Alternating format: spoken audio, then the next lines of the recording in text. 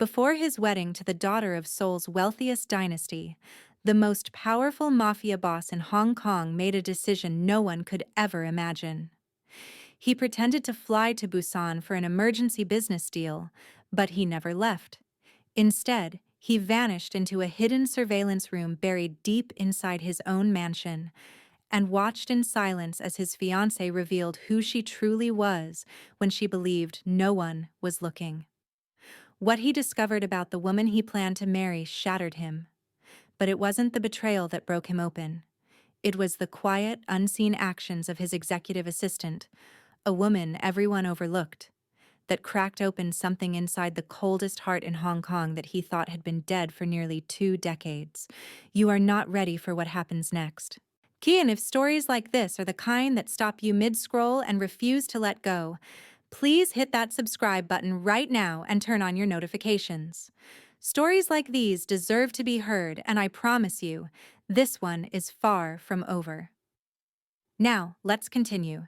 The surveillance chamber sat deep inside the lower east wing of the Kang estate, concealed behind a panel that looked, to anyone who didn't know, like an ordinary section of mahogany library wall. Only 2 people on Earth knew it existed, Kang Hyun-soo and his right hand, Jun-seo.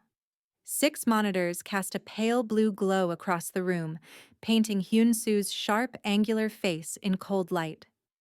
This was the space where he had once spent hours tracking enemies across 3 continents, plotting the quiet, permanent destruction of anyone who dared challenge the Kang family's dominance over the city's underworld.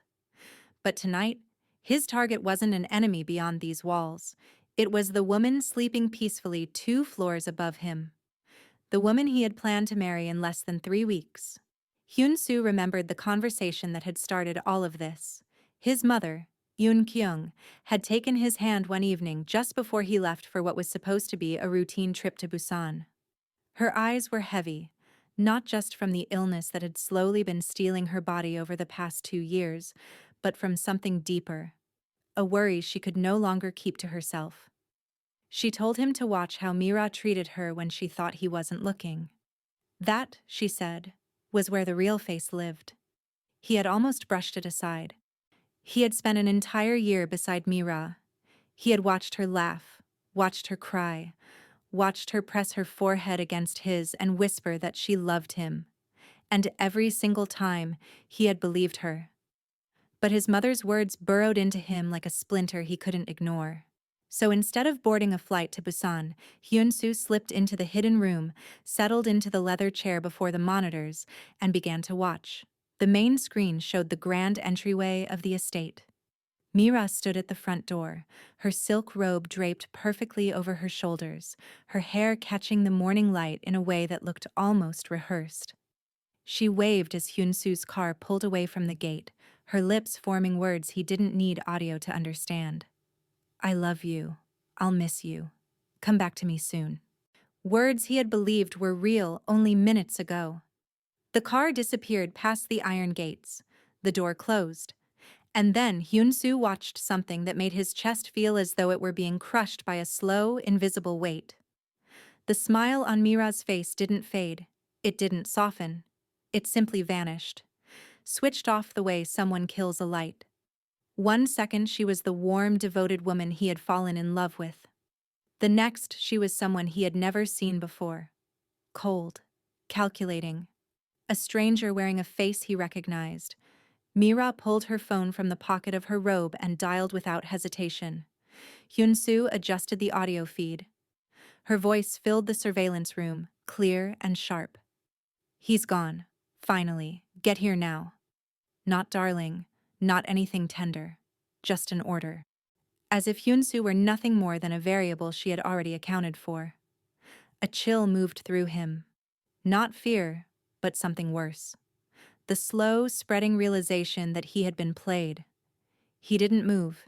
He didn't react. He had spent 17 years building an empire in the shadows of this city, and in those 17 years, he had learned one lesson above all others.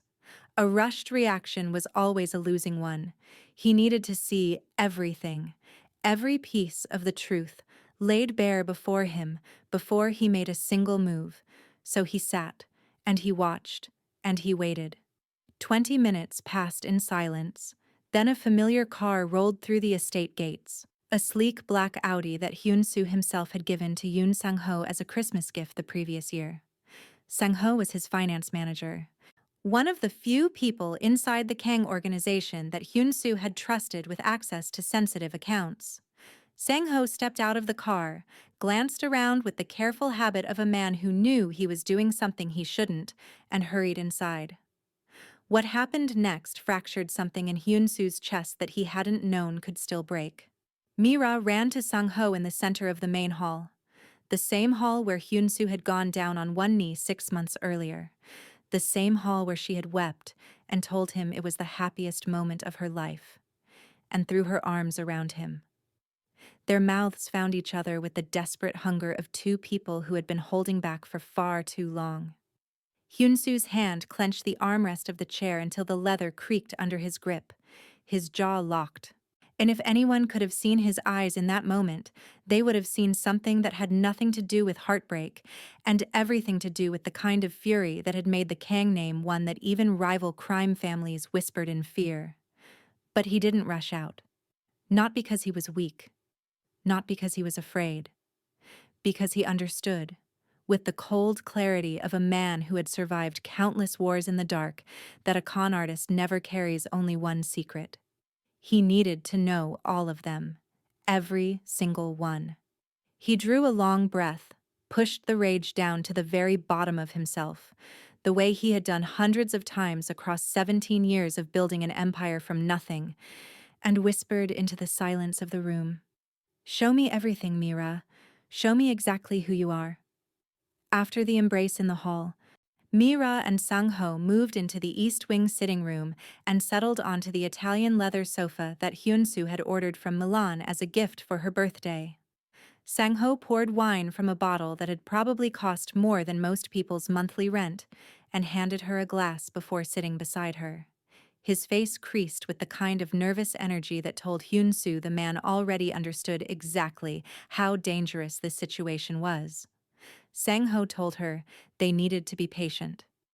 That after the wedding, everything would fall into place much more easily. But Mira cut him off, her voice sharp with an irritation Hyun-soo had never once heard directed at him. She said she was sick of being patient. She had played the perfect fiancée for a full year. Did Sang-ho have any idea how exhausting that was? Having to smile when every instinct inside her wanted to scream. Having to say, "I love you," when all she felt was contempt. Having to tolerate that old woman every single day as if she mattered at all. In the surveillance room, Hyun-soo listened to every word, and each sentence landed like a blade being drawn slowly across something that was already bleeding. Mira set her glass down and stood, her heels clicking against the polished floor as she walked out of the sitting room and down the first-floor corridor. Straight toward the door at the far end of the hallway. The door to Yoon Kyung's room. Hyun-soo switched cameras instantly, his heart hammering against his ribs as he realized exactly where she was going.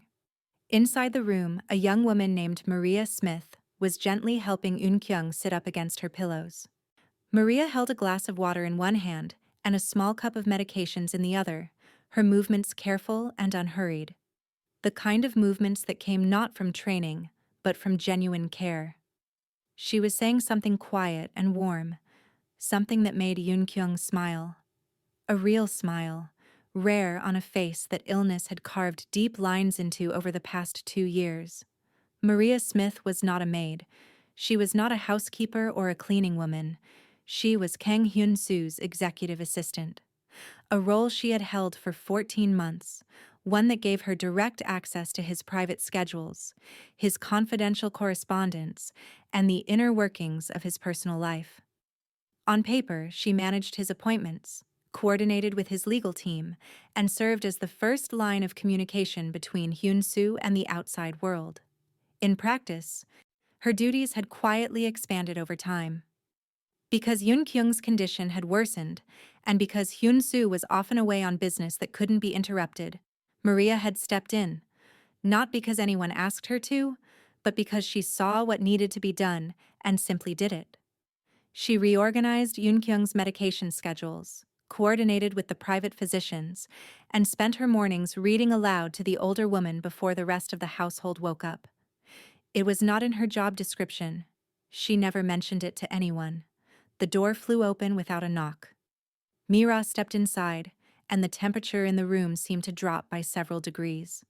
She looked at Maria with eyes that held no warmth, no politeness, nothing, and said in a voice stripped of every emotion except authority, "Get out. I need to speak with her alone." Maria hesitated. Her eyes moved to Yoon-kyung, searching for guidance.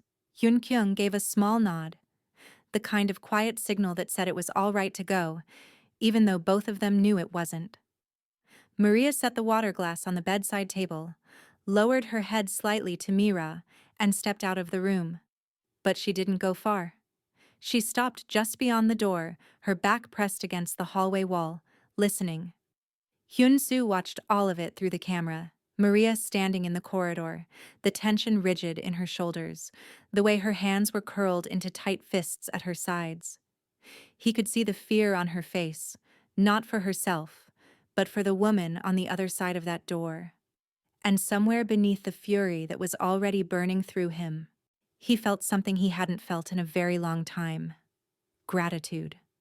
But his attention snapped back to Mira the instant she began to speak. "You think you matter?"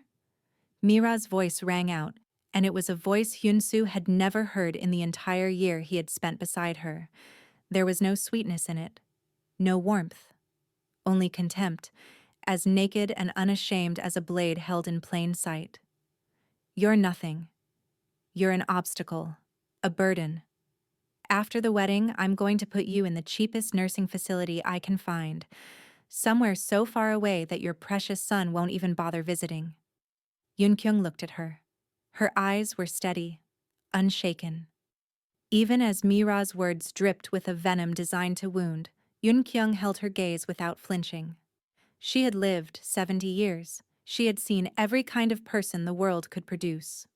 And she knew, with the quiet certainty of someone who had spent a lifetime reading souls, that a woman like Mira wasn't worth lowering herself for.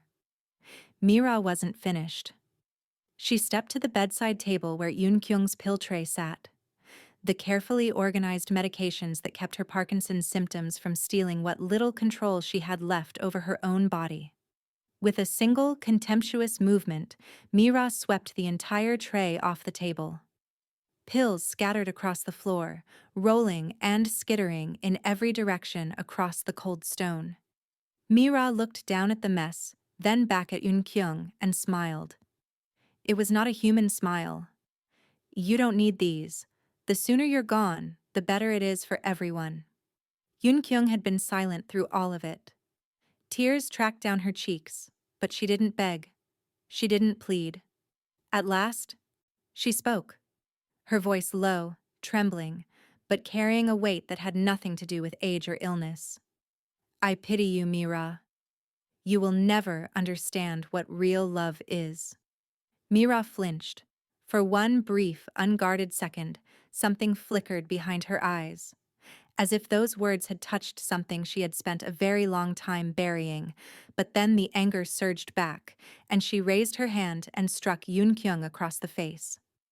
Not hard enough to cause real damage, hard enough to leave a red mark on the skin of a 70-year-old woman, hard enough to make a statement. "Save your pity for yourself," Mira said, and turned on her heel and walked out of the room, leaving Yoon-kyung alone with pills scattered across the floor and tears on her cheeks. In the surveillance room, the pen Hyun-soo had been holding snapped in his hand. Black ink spilled across his palm, staining his skin the same color as the fury that was flooding through every vein in his body. His entire frame trembled, not from fear, but from a rage so total and so deep that it frightened even him. In 17 years as a mafia boss, he had never felt anything like it. "She dared to touch my mother," he whispered. His voice was so cold that the air around him seemed to thicken with it. Maria stood in the hallway, her heart pounding against her ribs, when she heard the crash from inside the room. Every instinct in her body screamed at her to push the door open and do something. anything. But she understood her position. She was an executive assistant, not a member of the family. Not someone with the authority to intervene when Mira, the future mistress of this household, had given a direct order. The sharp click of heels on marble told her Mira was coming out. Maria lowered her head quickly, making herself as small and invisible as she could. Mira walked past her without a single glance, as though Maria were a piece of furniture, or a shadow, or simply not there at all. But Maria felt the cold that seemed to radiate from her, a cold that had nothing to do with temperature and everything to do with the absence of something fundamental inside a human being. She waited until Mira's footsteps faded completely. Then she pushed the door open and stepped inside. What she saw made her chest feel as though someone had reached in and squeezed her heart shut with both hands. Yoon-kyung sat propped against her pillows, tears still wet on her cheeks, the red mark on her skin vivid and stark. On the floor, the pills lay everywhere, rolled beneath the bed, scattered into the corners, bounced against the base of the cabinet. Dozens of them. Each one a small critical piece of the medication regimen that was keeping Eun-kyung's body from deteriorating faster than it already was. Maria didn't say a word. She didn't ask what happened. She didn't offer empty comfort or hollow reassurances. She simply knelt down on the cold stone floor and began picking up the pills, one by one. Each tablet she gathered, she wiped carefully with the hem of her blouse, checking whether it had cracked or been damaged against the floor. These pills were Eun-kyung's lifeline. They were not replaceable on short notice. Not a single one could go to waste. In the surveillance room, Hyun-soo watched through the camera. And something shifted inside him. The fury didn't disappear, but it moved aside, making room for a feeling he couldn't immediately name. He saw Maria on her knees on the cold floor, her hands moving with a patience and care that had nothing to do with obligation and everything to do with love. Mira had knocked the pills down in a single contemptuous second. Maria was recovering them one by one with a devotion that was almost reverent. The contrast pinned him to his chair. When every pill had been gathered and cleaned, Maria rose, filled a fresh glass of water, and returned to Yoon-kyung's side. She helped the older woman sit up straighter, tucked another pillow behind her back so she could lean comfortably, and held the glass steady as Yoon-kyung took her medication. Each tablet, one at a time, with quiet patience. Eun-kyung, Maria said, her voice soft and warm in the way that sunlight feels when it finally breaks through a long stretch of cloud. Let me help you with your medicine. Yoon-kyung looked at the young woman in front of her, and tears gathered again in her eyes. But these were not the tears of humiliation or pain. These were the tears of someone who had just been shown, without a single word of explanation, what kindness actually looked like. She reached out and took Maria's hand, a hand that was still slightly trembling from the effort of holding itself together, and squeezed it. "My child," she whispered. "You don't have to endure this for me. You should leave this house." Maria shook her head. Her brown eyes were steady, clear, and filled with a calm resolve that no amount of cruelty could seem to shake. She tightened her grip on Eun-kyung's hand and said that Eun-kyung was her family, the only family she had left, and she wasn't going anywhere. Not ever. Eun-kyung choked on a sob. In the 14 months that Maria had worked in this house, the older woman had come to see her not as an employee, but as a daughter. The young woman with quiet eyes and a smile that never quite lost its warmth had brought Yoon-kyung a kind of comfort that even her own son couldn't provide. Because Hyun-soo was always buried in work, always carrying the weight of an empire that demanded everything from him. Maria had been there through the sleepless nights, had read to her when loneliness crept in like fog, had massaged her stiff, numb legs every morning without complaint or expectation. And now, even after being treated with open contempt, even though she could walk out the door at any moment and no one would blame her, she chose to stay. Mira called her an obstacle. Maria called her family. Mira wanted to push her as far away as possible. Maria swore she would never leave. Mira struck her to prove power. Maria held her hand to give love. In the surveillance room, Hyun-soo sat very still. He watched Maria on the screen, seated beside his mother's bed, gently guiding each pill to her lips, lifting a hand now and then to wipe the tears from Eun-kyung's cheeks. He had lived in this mansion for years. He had passed this woman hundreds of times in the hallways, in the kitchen, in the quiet corridors of his own home. And he had never truly seen her. To him, she had been a name on a payroll. A capable professional who handled his schedule efficiently and asked few questions. A presence so seamless in the background that he had never once stopped to consider what kind of person she actually was. But now, for the first time, he saw her. Not as an employee, not as a function, but as a human being with a heart that seemed to shine brightest precisely in the moments when no one was watching. The real light in this mansion didn't come from Mira, with her expensive beauty and her practiced tenderness. It came from the woman who knelt on a cold floor to gather scattered pills, who held a dying woman's hand and called her family, who stayed when every rational instinct told her to leave. Hyun-soo stared at the screen, and for the first time in years, a question rose in his mind that had nothing to do with business or enemies or survival. Who are you, Maria Smith? That night, when the entire estate had fallen into silence and even the security lights seemed to dim in deference to the dark, Maria sat alone in the small apartment the estate provided for live-in staff. It was on the third floor of the East Wing, a single room with a narrow bed, a small writing desk, and a window that looked out onto the garden.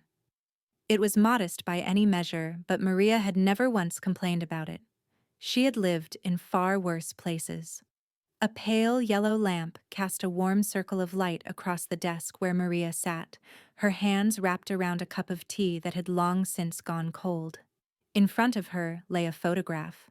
Old now, the edges curled and yellowed by years of being handled, of being looked at again and again in moments of grief. In the picture was a girl of about 8 years old, wide grin, eyes bright and clear as river water. Dark curls pulled back into 2 neat braids. Lily, Maria's little sister, the sister she had not been able to save. Maria touched the edge of the photograph gently, and the memories came flooding in the way they always did. Sudden, total, impossible to stop once they started. She remembered being 10 years old the night her mother left. No goodbye, no explanation, no phone call. Just an empty closet the next morning and a crumpled piece of paper on the kitchen counter with a few words scrawled across it in handwriting that shook. I'm sorry. I can't do this anymore. And then she was gone. Forever. Her father had never recovered from it. Or perhaps he had been broken long before that and simply had no reason left to hide it. He turned to alcohol the way a drowning man turns to anything that floats. And when the alcohol made him cruel, which was often, it was Maria who stood between him and the younger ones.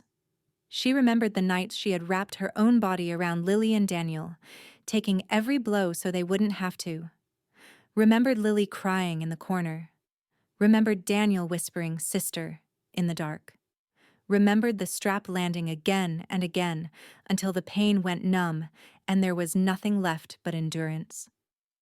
When Maria was 15, her father died. Liver failure. He left behind nothing but a mountain of debt and 3 children who didn't know where their next meal was coming from.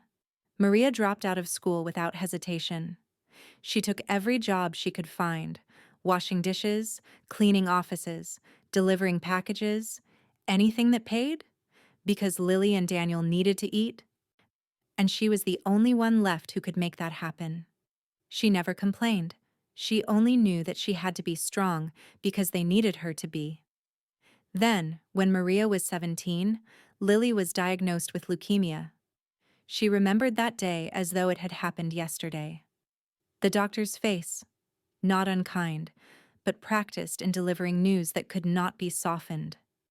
Lily's eyes, wide and innocent, and not yet fully understanding what the words meant, but understanding enough to look at her older sister and ask, "Can this be fixed, Maria? Can the doctors make it go away?" Maria remembered the sensation of her heart being squeezed by an invisible fist. She ran everywhere after that. Begged, borrowed, worked without sleeping, called every number she could find. But the hospital bills were too large, and she was only a 17-year-old girl with nothing in her hands and no one in her corner. The money never came fast enough. The treatments were never quite enough. Lily died in Maria's arms on a bitter night in February, 8 years old, her small body finally too tired to keep fighting. Her last words were quiet and calm in a way that no child's last words should ever be. "Don't cry, Maria. It doesn't hurt anymore." 8 years old. Maria had never forgiven herself for failing to save her. Then, 5 years ago, when Maria was 22, Daniel was diagnosed with kidney failure. The cruelty of it. The same disease, the same helplessness, the same slow countdown, felt less like bad luck, and more like the universe had a personal, vindictive interest in watching her suffer. But this time, something inside Maria hardened into something unbreakable. She swore to herself, not out loud, not in words anyone else could hear, but in the deepest and most absolute part of herself, that she would not lose another sibling, no matter what it cost, no matter what she had to endure. She would save Daniel. That was why she had come to work for the Kang family. The salary was higher than anything else she had been offered. High enough to cover Daniel's medical bills. High enough to keep him alive while they waited for a kidney donor match. And so Maria accepted the position, moved into the small apartment on the 3rd floor, and began her life inside a household where she was, by design and by habit, invisible. Even when Mira treated her with barely concealed disdain, even when the work expanded far beyond what her title described, even when she spent her evenings alone in a room smaller than most people's closets, holding a photograph of a dead child and crying without making a sound, the way she had learned to cry years ago, alone in the dark, where no one could hear her. That night, after the events in Yoon Kyung's room, Maria sat on the edge of her bed and picked up her phone. She dialed a number she knew by heart. Daniel's voice came through after a few rings. Weak, but warm. "How are you feeling today, Danny?"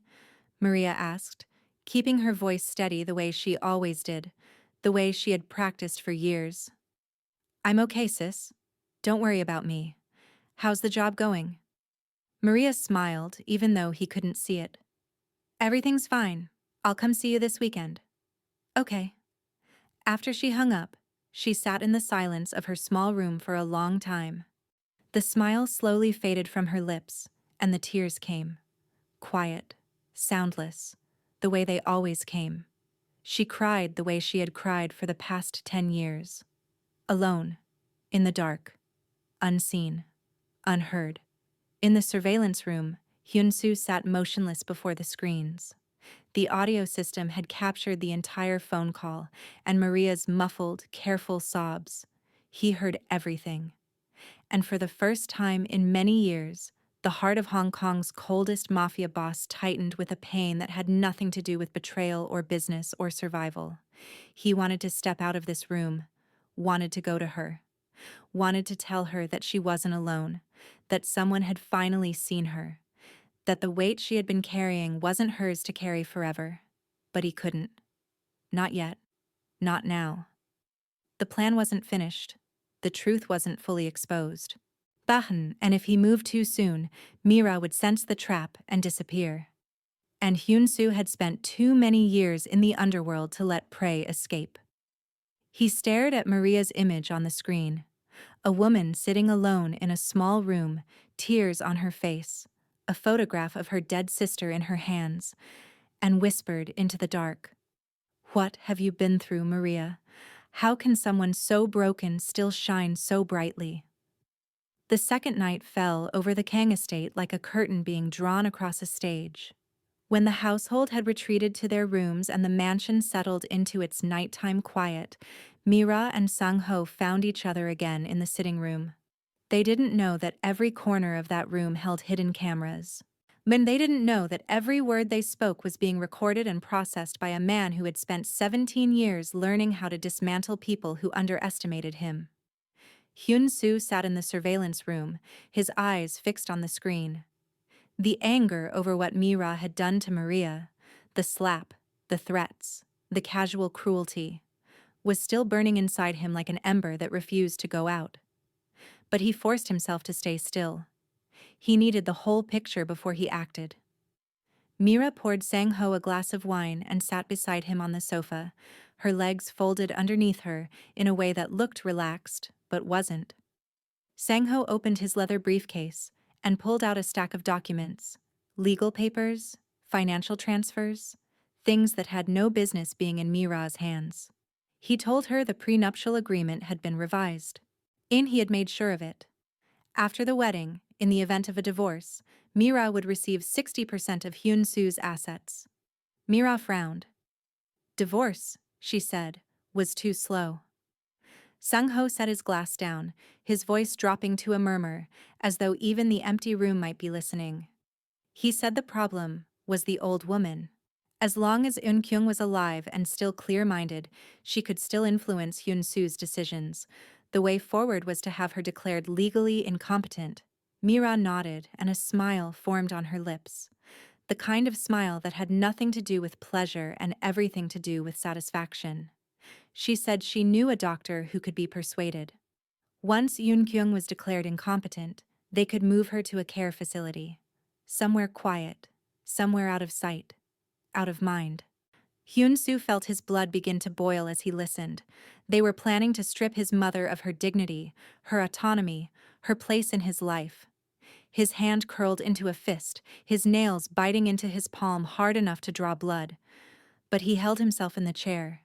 He kept listening. Then Sang-ho leaned forward, his voice thick with a greed that Hyun-soo recognized immediately. The same greed he had seen in dozens of men who had made the fatal mistake of thinking they could steal from a Kang. Sang-ho reported what he had already done. He had transferred part of Hyun-soo's money into a private account in Switzerland. $10 million so far, moved in increments small enough to avoid automatic detection.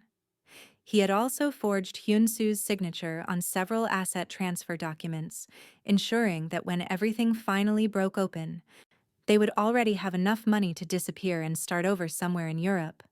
Mira leaned over and kissed Sang-ho on the cheek, a gesture of reward, like a handler rewarding a well-trained dog. She said that in a few more years, they would have everything. Hyun-soo's money, their freedom, a life no one could ever find them. And Hyun-soo, she said with a laugh that carried no warmth at all, would have nothing. No money, no mother, no life. In the surveillance room, Hyun-soo sat very still. Everything he had just heard hit him like ice water thrown directly into his face. And at the same time, like a flame burning away the last thin layer of illusion he had still been clinging to about the woman he had planned to spend his life with. He had already known about the affair, and he had already seen what Mira was capable of doing to his mother. But this went beyond infidelity, beyond cruelty. This was a carefully constructed plan to destroy everything he had built, to kill him, to steal his family, to leave nothing behind. Hyun-soo stared at the screen where Mira and Sang-ho were still talking, still laughing, still mapping out the future they believed was theirs for the taking. And a smile slowly formed on his lips, not the smile of a man who was pleased, the smile of a wolf watching its prey walk directly into a cage. She wanted to play games with a Kang, he murmured, his voice carrying the weight of 17 years of ruthless survival. Then I will show her how we play. He picked up his phone and called Junseo. When his right hand answered, Hyun-soo gave a single instruction, short and absolute. Find out everything about Mira. Everything. From the day she was born until now. I want to know exactly who she is. Junseo said he would begin immediately. Hyun-soo hung up and turned back to the screen.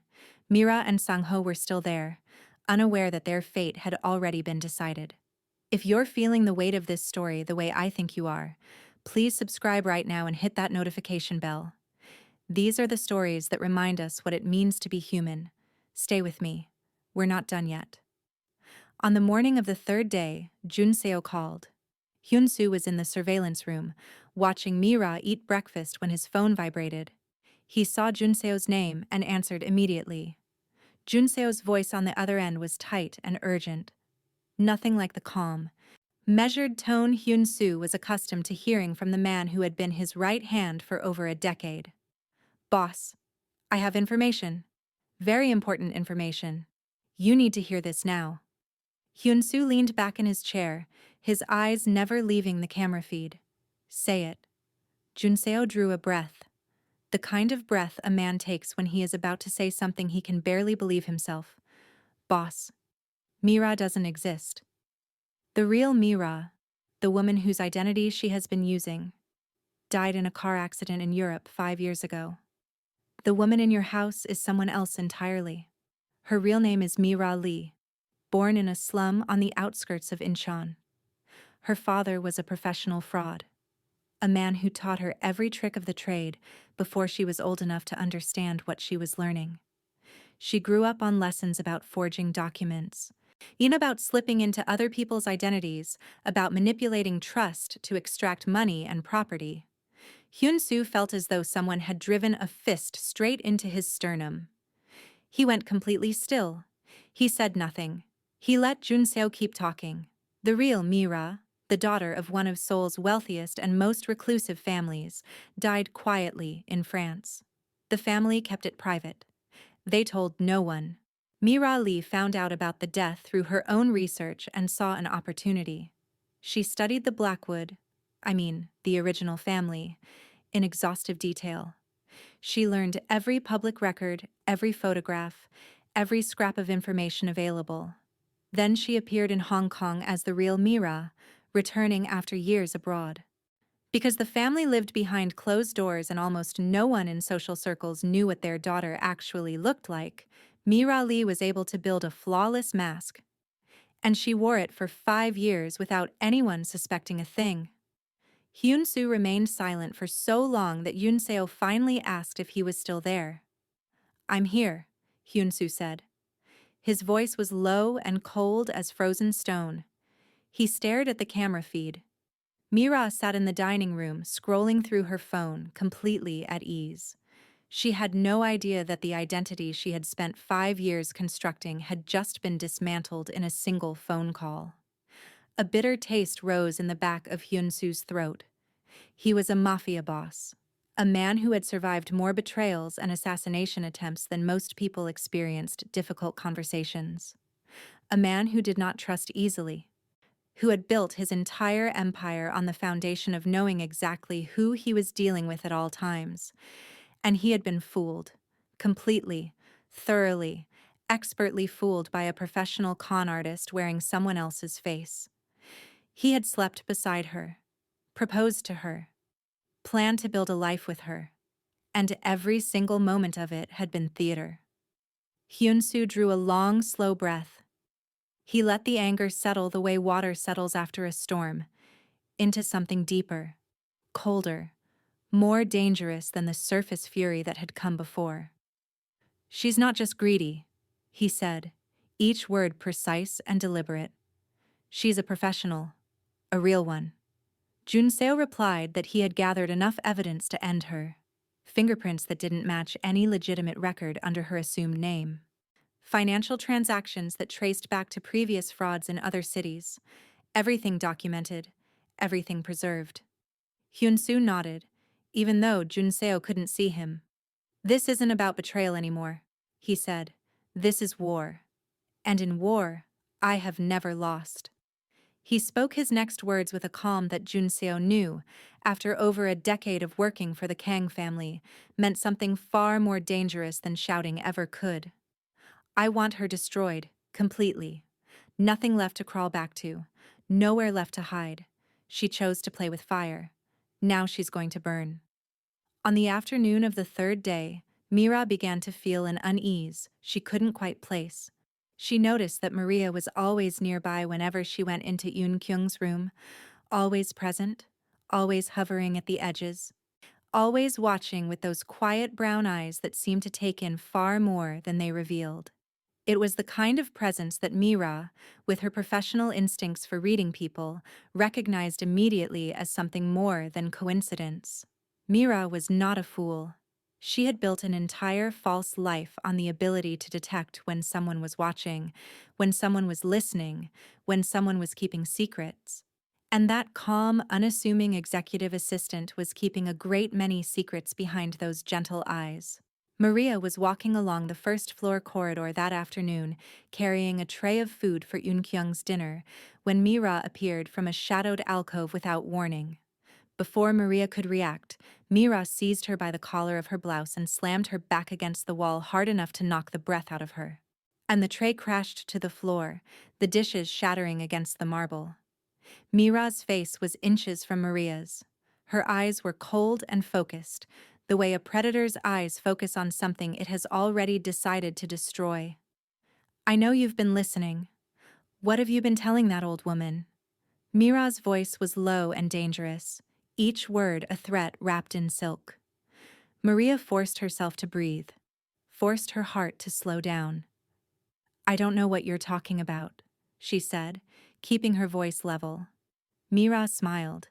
It was the smile of someone who enjoyed watching other people realize how small they were. "Don't play stupid with me. I have connections, Maria. I know about your brother. Daniel, isn't it? Kidney failure. Waiting for a transplant." The words hit Maria like a physical blow.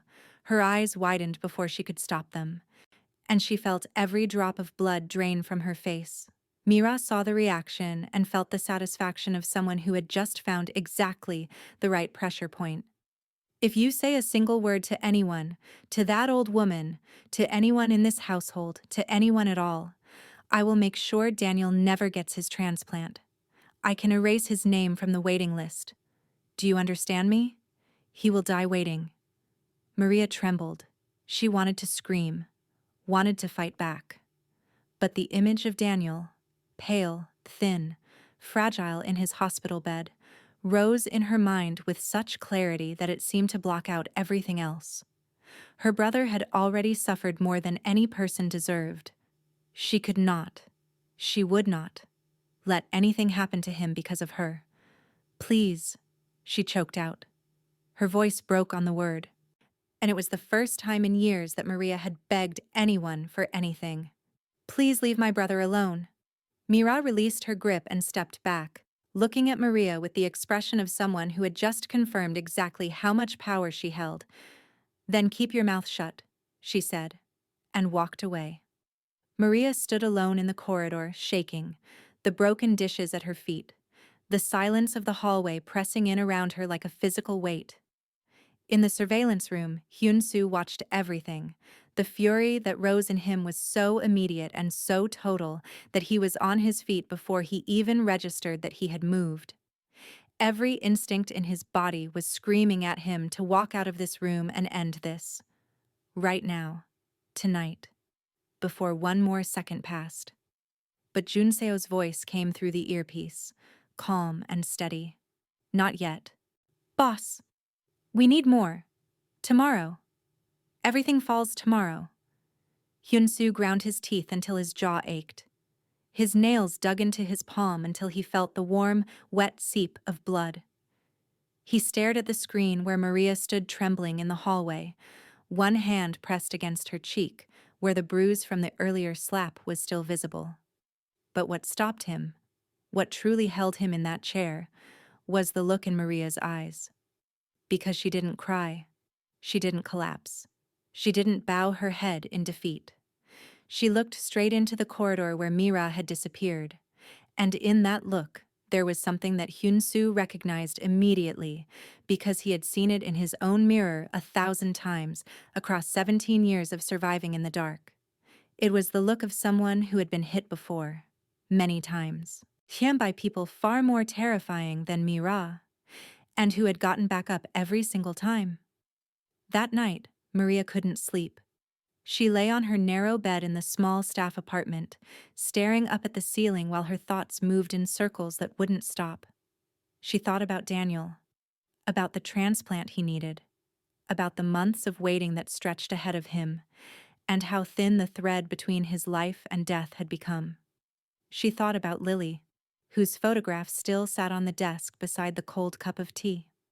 She thought about every loss she had suffered, every blow she had absorbed, every night she had spent alone in the dark carrying a weight that seemed to get heavier with each passing year. And she wondered quietly whether life would ever stop being cruel to her. Maria was afraid. Not for herself. She had lived with fear for so long that it had become something almost ordinary, like breathing. She was afraid for Daniel, afraid that one wrong move, one moment of defiance, would cost her brother everything. And yet, she also couldn't abandon Eunkyung, the woman who had looked at her not as a servant but as a daughter, who had given her, for the first time in 27 years, the feeling of being wanted, of being loved, not for what she could do, but simply for who she was. Maria sat up, turned on the small lamp, and pulled a sheet of paper from the drawer of her desk. She picked up a pen. She didn't know what tomorrow would bring. She didn't know what Mira might do to her next, but she wanted to leave something behind. Something real. Something honest. In case the worst happened, and she wasn't there to say it in person. She began to write, slowly, one word at a time, with everything she had. Dear Eunkyung, if anything happens to me, I want you to know that you are the mother I never had. Taking care of you was never a job. It was the greatest honor of my life. Please be strong. I love you. Maria. She folded the letter carefully, placed it in the drawer, and sat in the darkness for a long time after that. Tears slid down her cheeks. She let them fall the way she had always let her sorrows fall, silently, invisibly, without anyone to witness them. In the surveillance room, Hyun-soo watched Maria write the letter through the camera. He couldn't read the words from his angle, but he could see her shoulders trembling. He could see the tears. He could see her fold the letter with hands that shook so slightly that no one who wasn't watching closely would have noticed. And then, as if pulled by something he couldn't name, Hyun-soo ordered the system to zoom in. The camera shifted, and the handwriting became visible. Uneven, raw, sincere in a way that no amount of polish could ever replicate. He read every word. And something inside his chest broke apart. Tears. The thing that the coldest mafia boss in Hong Kong had believed had dried up forever when his father was killed 17 years ago, suddenly wet the corners of his eyes. He didn't cry when he discovered Mira's betrayal. He didn't cry when he learned she planned to have him killed. He didn't cry when he found out she was a fraud wearing a dead woman's identity. But he cried. Silently, or in the blue-lit darkness of the surveillance room. When he read the letter of a woman who was preparing for her own death, and still, in that final act, choosing to leave love behind for someone else. Enough, he whispered.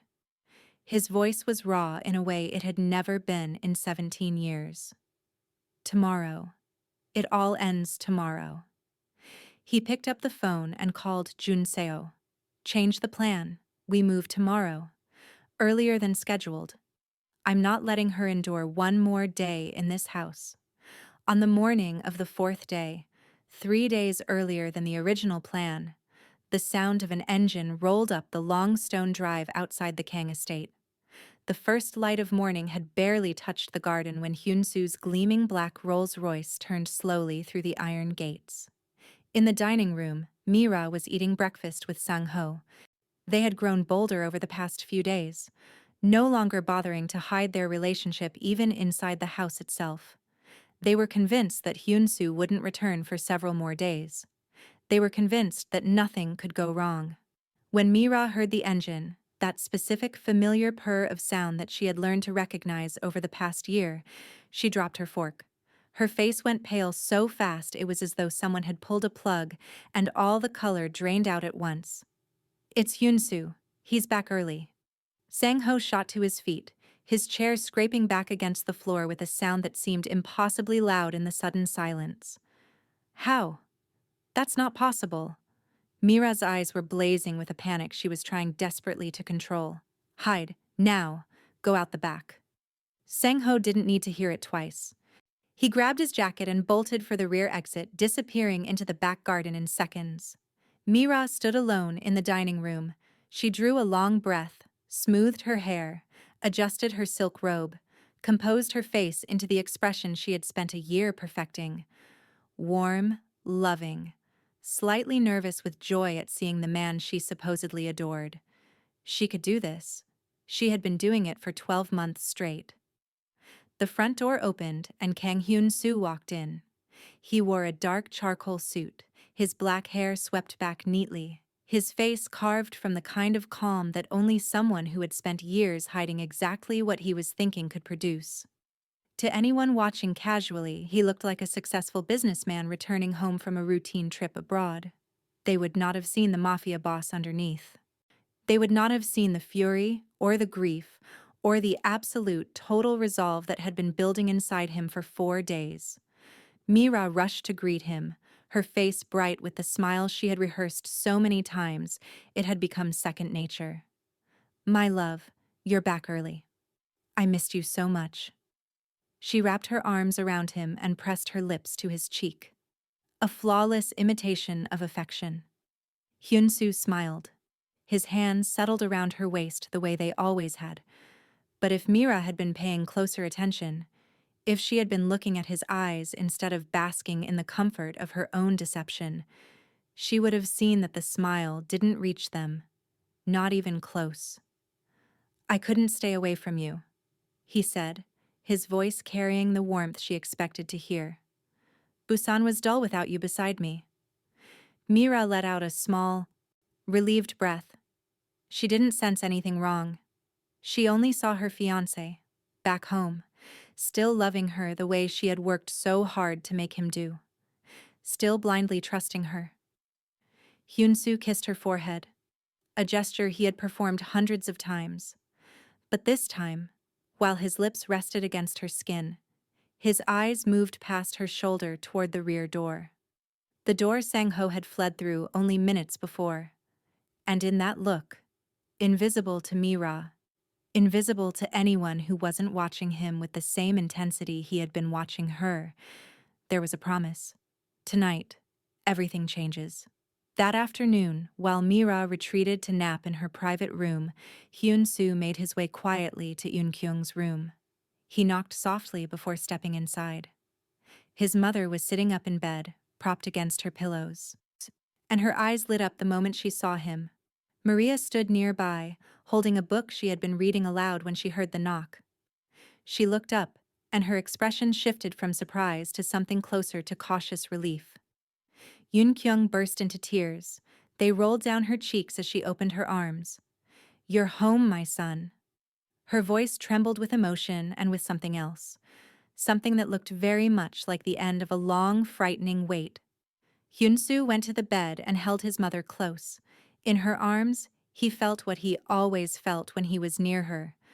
The ghost of the boy he had been before the world forced him to become something harder. He leaned close to her ear and whispered, low enough that only she could hear. "I know everything, Mom. I saw it all." Eun-kyung pulled back and looked into his eyes, and there was no surprise in her expression, only relief, and an unshakable faith in the son she had raised. "Then you know what needs to be done." Hyun-soo nodded. His gaze moved to Maria, who stood in the corner of the room trying to make herself as small and unobtrusive as possible, as though she were intruding on something private, something sacred. And then he saw it. The bruise on her arm, dark and swollen beneath the sleeve of her blouse. The mark on her cheek, still slightly raised from the slap. Injuries he had watched happen through a camera, but was only now seeing with his own eyes. Up close, in the same room. Something in his chest tightened with a force that surprised him. "Eve. Maria," he corrected himself silently. "Could you step into the hallway with me for a moment?" His voice was gentler than he had used with anyone in a very long time. Maria looked up, her brown eyes wide with surprise and something that was very close to fear. She glanced at Yoon Kyung, who nodded with a soft, reassuring smile. Go on, my dear. It's all right. Maria followed Hyun-soo into the hallway. Her heart was hammering. She had no idea why the boss wanted to speak with her alone, and a dozen terrible possibilities bloomed in her mind. Had Mira told him something? Was she about to be dismissed? And Daniel? What if Mira had already made good on her threat? When they were standing in the empty corridor, far enough from any door that no one could overhear, Hyun-soo turned to face her. Tell me everything, Maria. What happened while I was away? Maria lowered her head. Her shoulders trembled. I can't, Mr. King, please. Don't ask me. Her voice was barely audible, thick with a fear that went deeper than anything Mira could have put there. Hyun-soo looked at the trembling woman in front of him, and something inside him, something that had been hardening for years, softened. He lifted his hand, gently, and tilted her chin up so that she had no choice but to meet his eyes. You don't have to be afraid anymore. His voice was tender in a way that surprised even him. I know what she did to you. I know what she threatened. I know everything. Maria's eyes widened, her lips parted.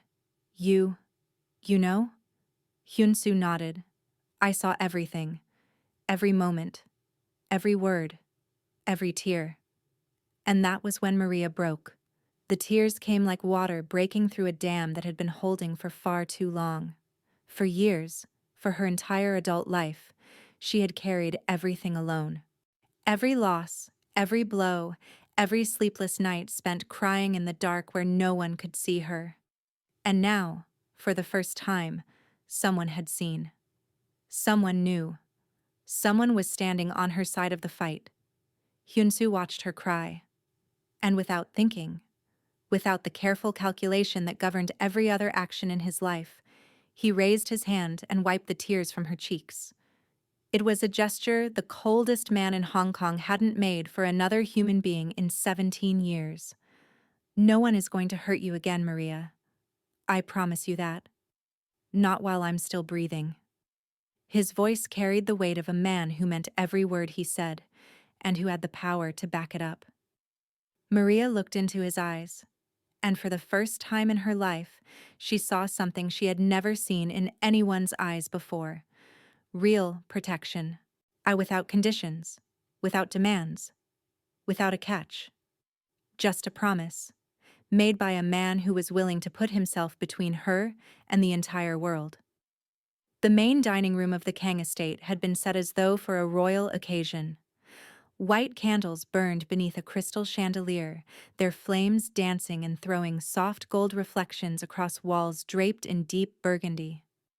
White roses stood in a crystal vase at the center of the table, beside bottles of wine from the Kang family cellar that had been aging for decades. Everything was immaculate, from the silver cutlery to the napkins folded with architectural precision. And yet the air in the room felt heavy. The kind of heavy that settles over a place right before something terrible happens, a weight that everyone present can feel but no one dares name. Hyun-soo sat at the head of the table, the seat his father had occupied for decades before him. He wore a black suit, the collar of his white shirt left deliberately open, elegant and dangerous in equal measure. His face was calm, perfectly, terrifyingly calm, the calm of a still lake with something lethal moving beneath the surface. Mira sat to his right in a fitted red dress. She wore her usual smile, but there was an unease in her eyes that she couldn't fully suppress. A flicker of something she couldn't quite identify, like a small animal sensing a change in the air before a storm. Yoon Sang-ho sat directly across from Mira. And that was what unsettled her most. Hyun-soo had invited Sang-ho to stay for dinner, claiming he wanted to personally thank his finance manager for handling things well during the trip. Sang-ho couldn't refuse, and now he sat rigid as stone in his chair, sweat beading on his forehead despite the cool air conditioning, his eyes fixed on his plate as though it held the secrets of the universe.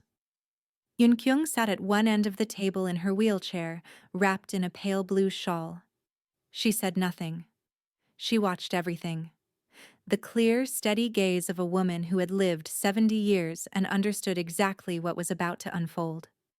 Maria stood nearby, prepared to serve as she always did when formal meals were held in this room. She wore her usual attire, a simple white blouse and dark trousers, her hair pulled back neatly at the nape of her neck.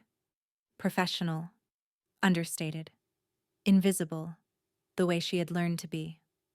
But before she could pour wine for anyone, Hyun-soo spoke. Maria, sit down. It was not a request. And it was an order, delivered in a voice that left no room for discussion. Maria blinked. She looked at him with an expression of genuine confusion. But I need to serve. Hyun-soo shook his head. Tonight, you're a guest. Sit down. Mira's irritation flashed across her face before she could stop it. Vincent. Hyun-soo. Why is the executive assistant sitting at our table? Hyun-soo turned his gaze to Mira.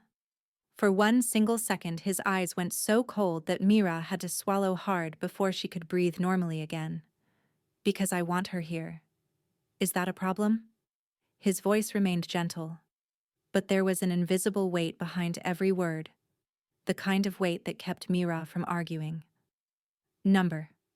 Of course not, she said, forcing a smile that didn't reach her eyes. Maria sat in the chair Hyun-soo indicated, across from Eun-kyung. The older woman looked at her and gave a small, quiet nod. A silent reassurance that everything was going to be all right. The meal began under a silence so tight it was almost suffocating. Course after course was brought to the table.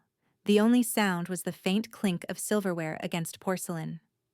Sang-ho ate mechanically, his hands trembling so badly that he nearly dropped his fork twice. He didn't dare look at Hyun-soo. He didn't dare look at Mira. He stared at his plate and tried to remember how to breathe. Hyun-soo broke the silence with mild questions, each one landing like a blade in the hearts of the guilty. He asked Mira about his trip to Busan, forcing her to perform her role. He asked Sang-ho about his work, forcing the man to answer in a voice that shook. He asked about his mother's health during his absence, and that question made Mira's face go pale for a full second before she managed to recover. When the main course was finished, Hyun-soo rose slowly from his chair. He held a glass of red wine in his hand. Every eye in the room turned to him. I have something special to share with all of you tonight, he said, his voice carrying through the silence like a bell. A celebration of honesty. A chill slid down Mira's spine. Something was wrong. Something was very, very wrong. But before she could say a word, before she could even form the question that was rising in her throat, Hyun-soo pressed a button on the remote he held in his other hand. The large television mounted on the wall came to life, and the first image that appeared made Mira's blood turn to ice. It was her and Sang-ho, wrapped around each other in the center of the main hall. In the exact spot where Hyun-soo had gone down on one knee 6 months earlier. Mira went white. Not pale. White. The color of paper. The color of someone watching their entire world crack open. Sang-ho dropped his fork. It hit the plate with a sharp clatter that rang through the deadly silence like a gunshot. And Hyun-soo. Hyun-soo simply stood there. His expression hadn't changed. His glass of wine was held steady in his hand. His eyes burned with a cold, absolute fury that he didn't bother to hide. The video kept playing. No one spoke. No one needed to. The next scene showed Mira in Eun-kyung's room, her face twisted with hatred, her voice ringing out through the dining room speakers exactly as it had sounded that first afternoon. The words were the same words she had spoken when she thought no one was listening. Every cruel syllable, every contemptuous laugh, every threat she had made to a 70-year-old woman who had done nothing to deserve any of it. Mira's hands gripped the edge of the table. Her knuckles were white. The video shifted. Mira knocking the pill tray to the floor. Mira's hand striking Eun-kyung's face. The sound of the slap, sharp and sudden, filled the dining room, and Eun-kyung closed her eyes for just a moment, the way someone does when a wound is being reopened. Then came the scene of Mira striking Maria. The crack of her hand against Maria's cheek. Mira's voice, sharp and cold. You're just a servant. Know your place. Maria sat very still in her chair. She didn't look away from the screen. She didn't flinch. The video continued. Mira and Sang-ho in the sitting room, discussing the theft of Hyun-soo's assets, the forged documents, the Swiss account, the plan to have Yoon-kyung declared incompetent, and then the line that froze every person in that room. Accidents happen all the time. Mira's voice, recorded, undeniable, laughed after she said it. A cold, satisfied sound that echoed through the silence of the dining room like a death sentence being read aloud. Sang-ho couldn't take it.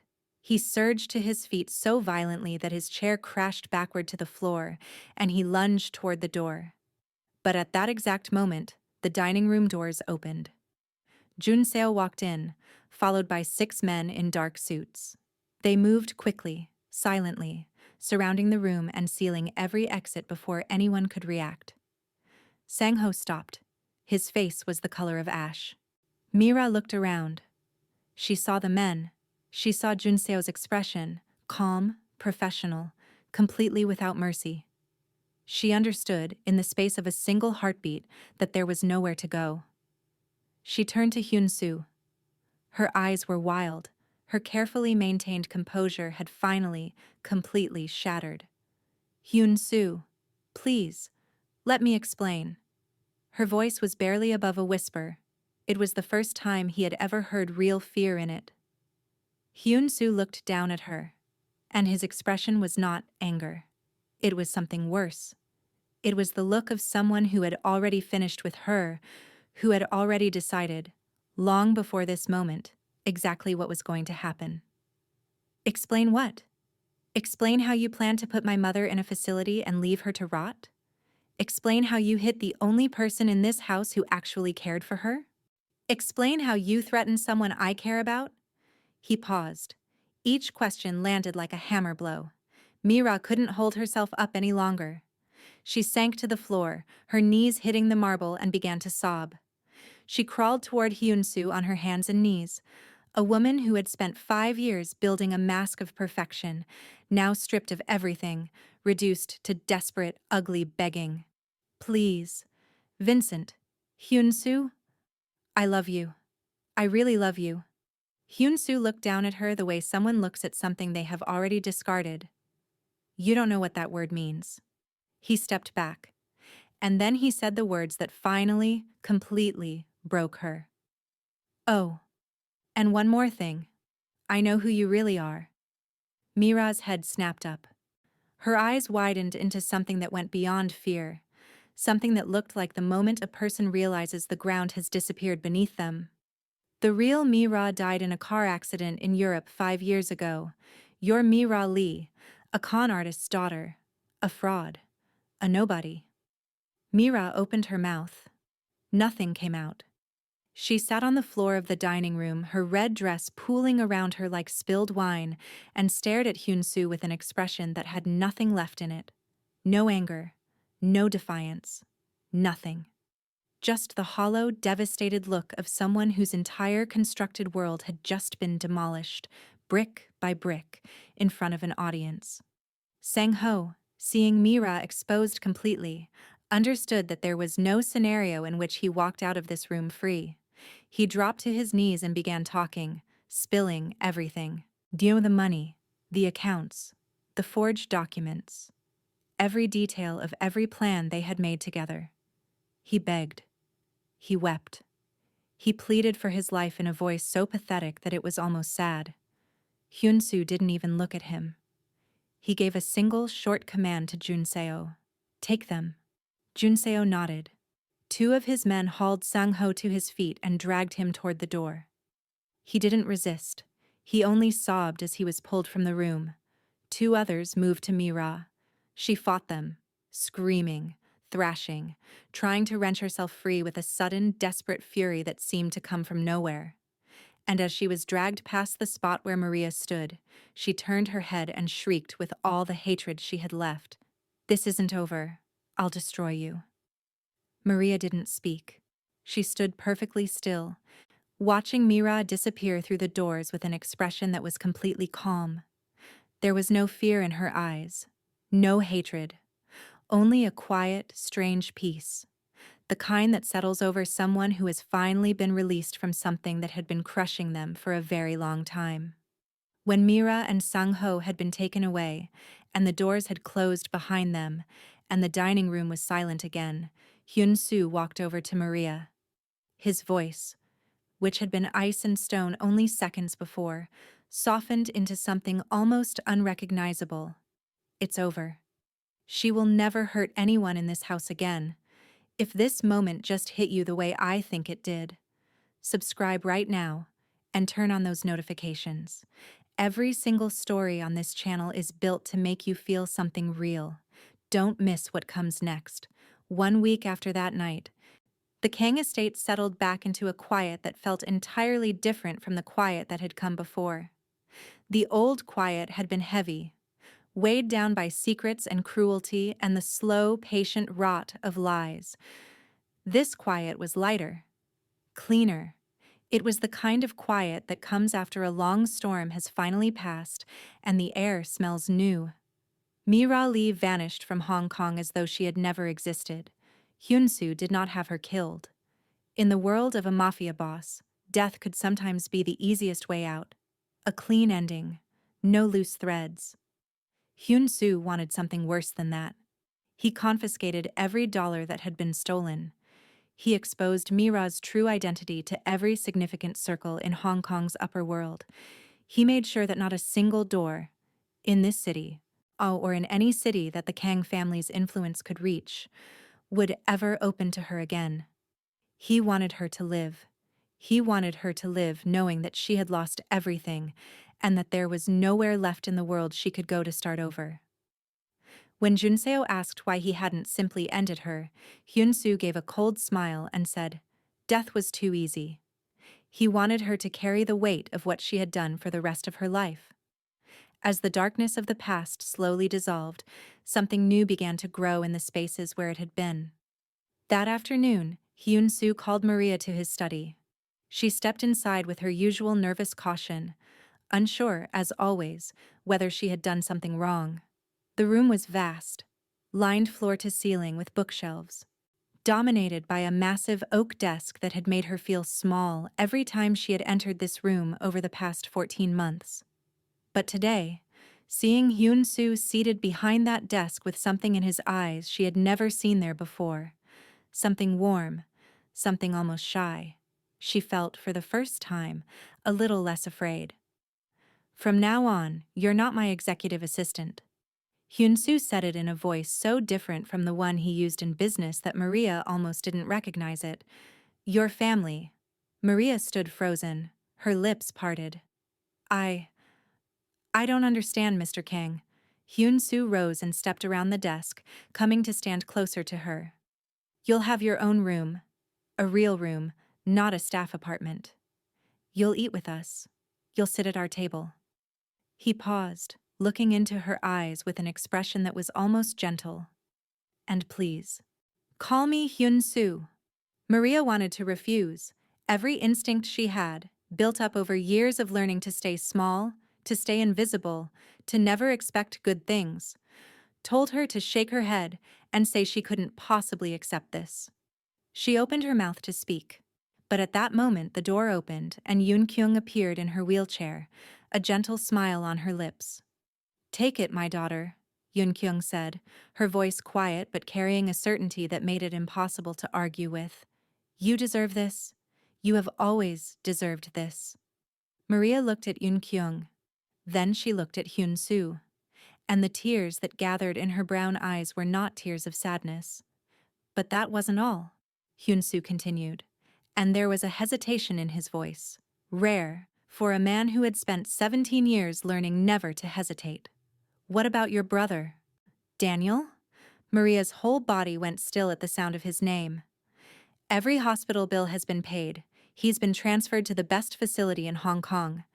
And they found a matching donor. The transplant is scheduled for 2 weeks from now." Maria couldn't breathe. She stared at Hyun-soo with her mouth slightly open and tears spilling freely down her cheeks. Daniel would be saved. Her brother, the only family she had left, would live. Who did this? She finally managed. Her voice was barely a whisper. Hyun-soo didn't answer. He only gave a small, quiet smile.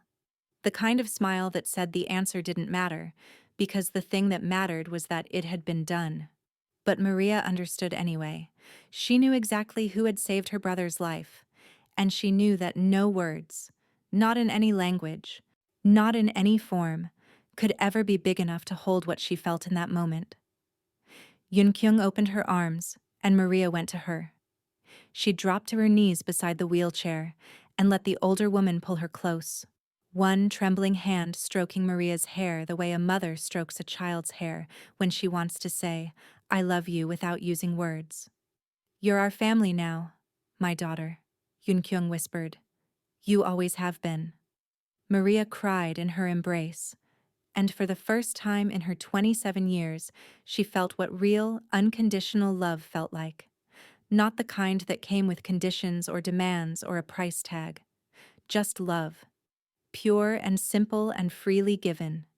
She had lost her mother as a child, lost her father, lost her sister. But now, here, in this room, yes, in the arms of a woman who had no obligation to love her and chose to anyway, she had found something she hadn't known she was still searching for. She had found home. It was very late at night when the mansion had fallen completely silent and only moonlight streamed through the tall windows. Hyun-soo moved quietly to his mother's room, knocked softly, and stepped inside. Yun-kyung was still awake, as if she had known he was coming. Hyun-soo pulled a chair up beside her bed and sat down. The way he used to sit when he was 10 years old, on the nights he couldn't sleep and came to her for comfort. Some things don't change, no matter how old you get or how powerful you become. Yun-kyung looked at him with eyes full of love and understanding. She knew why he was here. She could guess, and with the accuracy of a mother who had raised her son from infancy, exactly what was weighing on him. "You've been watching her, haven't you?" "Maria." Yun-kyung spoke first, her voice gentle and warm. Hyun-soo lifted his head. A flicker of surprise crossed his face. He stayed quiet for a long moment before he answered. "Am I that obvious?" Yun-kyung laughed, a soft, affectionate sound. "A mother always knows." Hyun-soo let out a slow breath, leaned back, and stared at the ceiling. He didn't know how to put into words what was happening inside him. For 17 years he had built walls around his heart so high and so thick that nothing could get through. And now a quiet, unassuming woman with sad brown eyes and a smile that never quite went away had found her way through those walls without him even realizing it was happening. "I don't know what I'm feeling anymore, Mom. After everything with Mira, I don't know if I can trust anyone again." His voice dropped, heavy with uncertainty. Yun-kyung reached out and took his hand in hers. Her hand was wrinkled and trembling from illness, but its warmth was steady. The kind of warmth that had nothing to do with temperature. "Mira was a mirror, my son. She only showed you what you wanted to see." Yun-kyung spoke slowly, each word carrying the weight of 70 years of watching people. "But Maria is a window. She shows you exactly who she is, even the parts that are broken." Hyun-soo turned his mother's words over in his mind. He thought of Mira, of the false perfection, the rehearsed smile, the mask that had fooled him for an entire year. Then he thought of Maria, of the tears she cried alone in the dark, or of the pills she gathered one by one from a cold floor, of the way she stood straight in front of Mira even after being struck, of the letter she wrote to his mother, preparing for her own death, and choosing in that final act to leave love behind. Maria wasn't perfect. She was broken. She had suffered in ways that most people couldn't imagine, but that brokenness made her more real, more honest, more alive than anyone Hyun-soo had ever met. "But what if I hurt her? What if I don't know how to love anyone?" His voice was quiet, and beneath the question was a fear he had never spoken out loud. the fear that he had spent so long in darkness that the capacity for light had burned out of him entirely. Yoon-kyung smiled. She squeezed his hand tighter. The fact that you're asking that question already proves you can, my son. A man who doesn't care wouldn't be afraid of causing pain. Hyun-soo felt something warm move through his chest, the way warmth moves through a room when someone finally opens a window that has been shut for too long. He stood, bent down, and kissed his mother's forehead. Before he reached the door, Yoon-kyung spoke one last time. Her voice was soft, but it carried across the quiet room with perfect clarity. I told you to watch how she treated me when she thought no one was looking. You did. And you found something real, my son. Don't let fear take it from you. Hyun-soo paused in the doorway. He looked back at his mother one last time. He nodded. And in his heart, a decision had been made. In the weeks that followed, Hyun-soo changed in ways he didn't fully notice himself. He spent more time at home, fewer late nights in his office, fewer meetings that couldn't wait until tomorrow. Jun-seo noticed the shift and said nothing, only smiled, the way someone smiles when they know exactly what's happening and choose not to draw attention to it.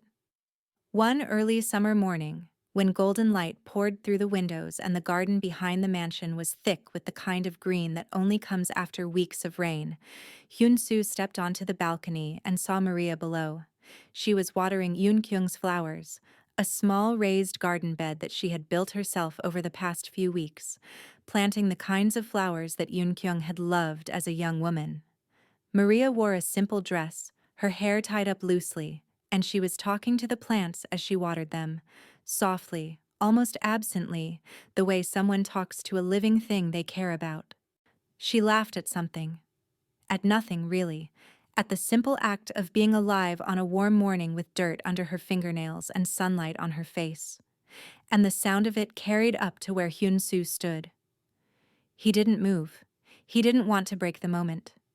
He only watched, and felt something settle inside him that he hadn't felt in so long he had forgotten what it was called. Peace. Maria seemed to sense his presence. She looked up, and her brown eyes found his gaze from the balcony. Her cheeks flushed, a quick, involuntary color that she couldn't hide. And she quickly bent back down to her flowers, not daring to look up again. Hyun-soo smiled, a real smile, the kind he had forgotten he still had in him. Family dinners became a new ritual at the estate. Not the grand formal affairs of the past, but quiet meals in the warm kitchen under soft yellow light, with just the three of them, Hyun-soo, Eun-kyung, and Maria, sitting close together around a table that was small enough that their elbows almost touched.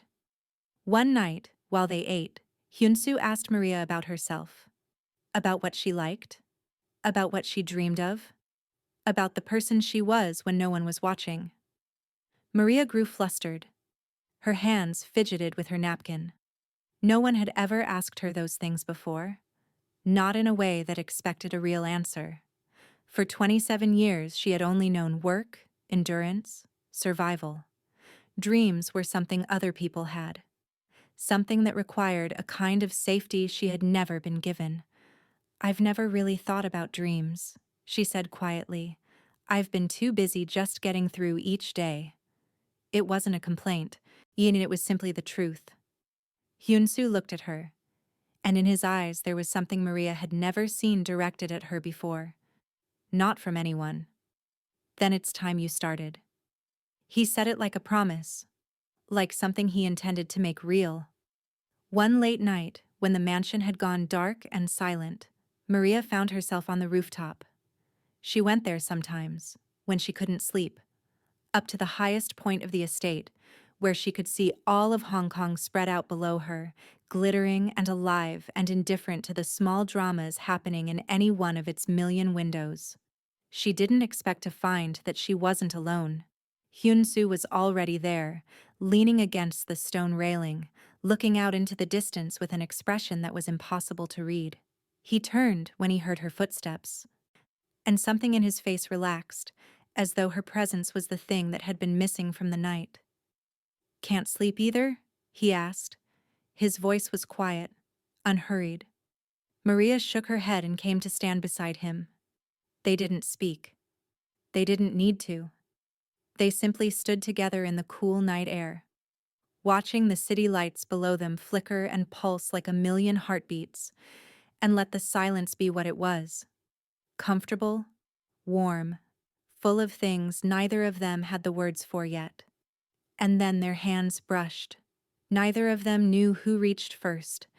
It might have been accidental. It might have been the most intentional thing either of them had ever done. But when their fingers touched, neither of them pulled away.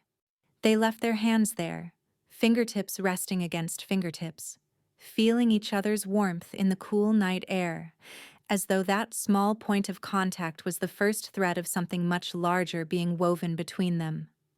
"Why are you so good to me, Hyun-soo?" Maria asked after a long silence. Her voice was barely above a whisper carried by the wind. Hyun-soo turned to look at her. Moonlight fell across her face, across the clear brown of her eyes, the gentle curve of her cheek, the quiet strength in the set of her jaw. And in that moment, he thought she was the most beautiful woman he had ever seen. Not because of anything so simple as her features, but because of what lived behind them. "Because you showed me what real kindness looks like," he said, "and I want to learn from you." They stood there, looking at each other, in a silence that was no longer empty. Something was growing between them, slowly, carefully, the way something grows when it is given the right conditions and enough time. Something beautiful, something precious. Slowly, from moments this small.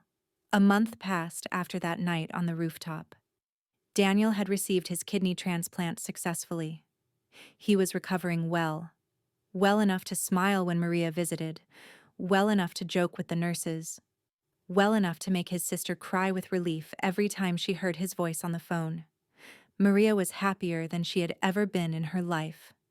And yet, Hyun-soo noticed that behind the happiness, something remained. A deep, old sorrow that never fully disappeared. A wound that had healed over, but never truly closed. He knew what it was. He knew its name. One weekend afternoon, when warm, golden light filled the estate and the garden was heavy with the smell of summer flowers, Hyun-soo went to Maria with an unexpected invitation. "There's a place I want to take you today." Maria looked at him with surprise, but she nodded without hesitation.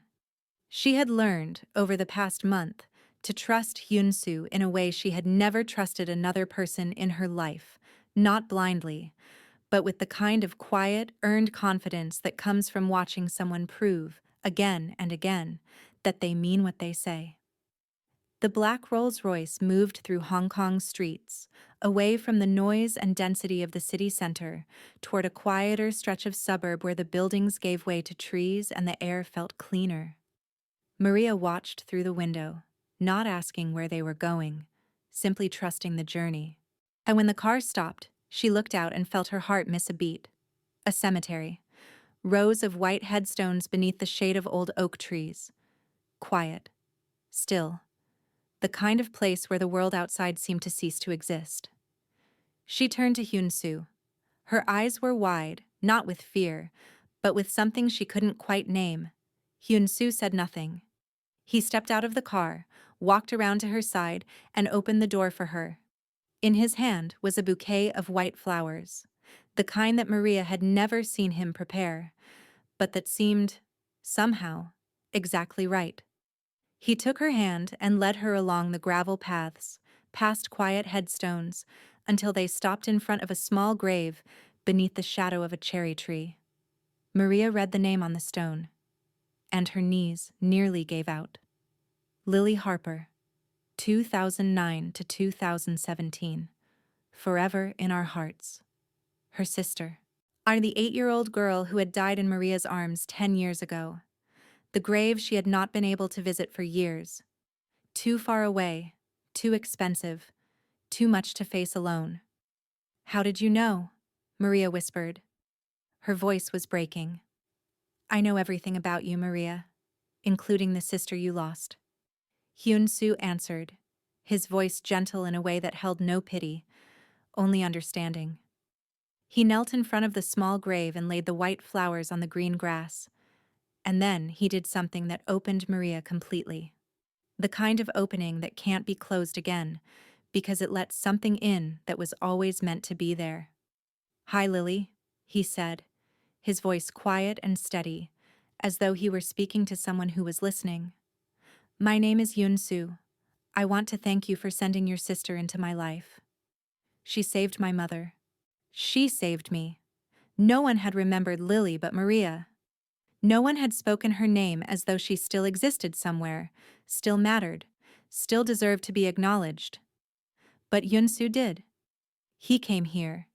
He brought flowers. He spoke to a dead child as though she were present, and in doing so, he told Maria something that no amount of money or power or grand gestures could have said.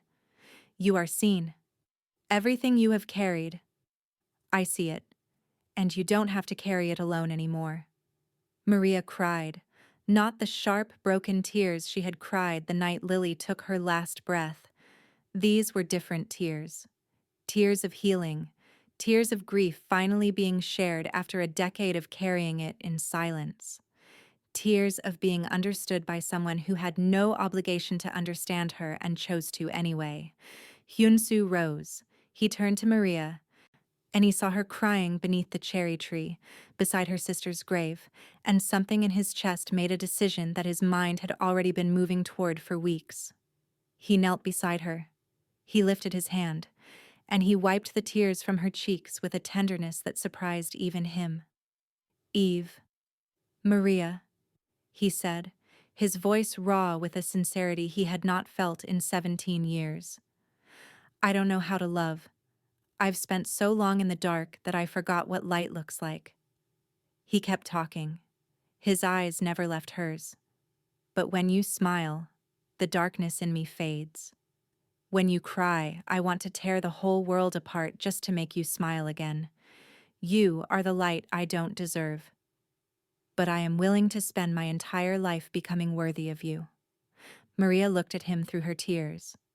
And in her eyes, those brown eyes that had seen so much darkness and still, somehow, refused to stop shining, there was no longer sorrow, only love, and a gratitude so large it had no edges. "You don't have to be worthy, Vincent. Hyun-Soo," she whispered.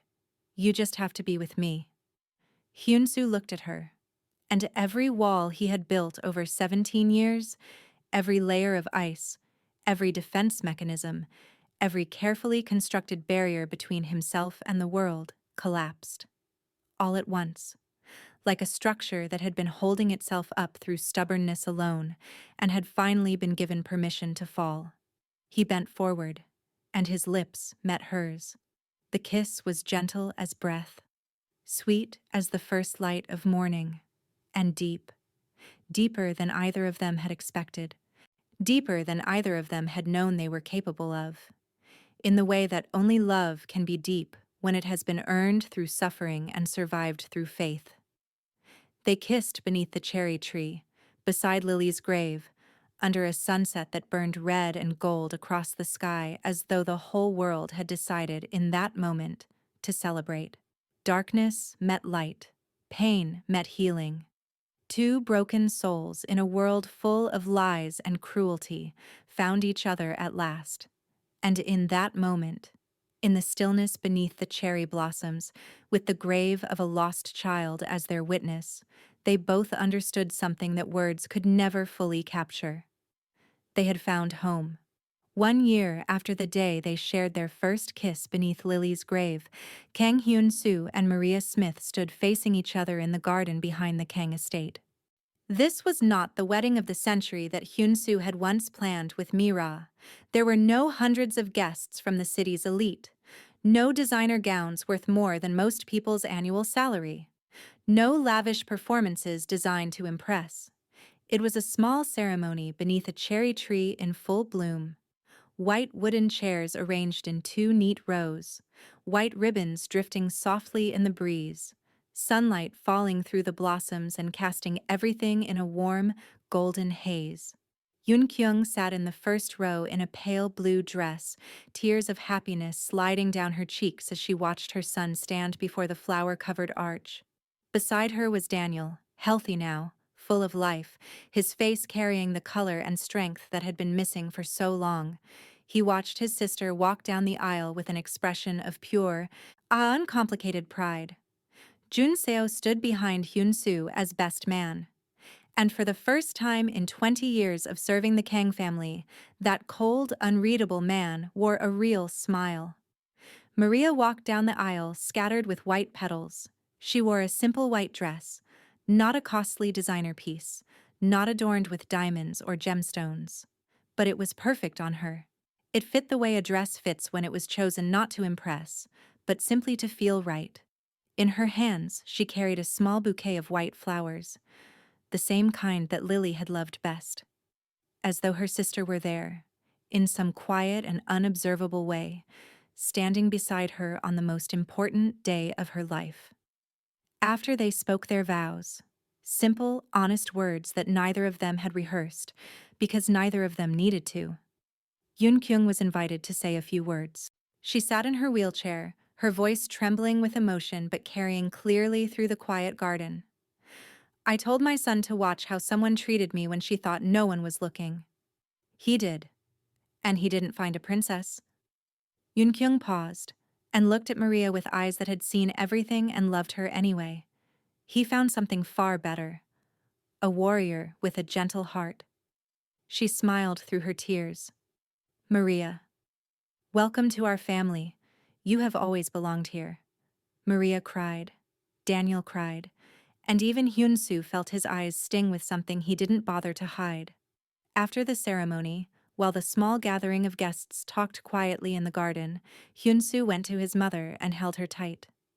Thank you, Mom, for everything. He whispered it into her ear, the way he used to whisper secrets when he was small. Yoon Kyung smiled, and she patted his back, gently, the way she used to when he was a boy, and needed to know that everything was going to be all right. I only showed you the door, my son. You're the one who walked through it.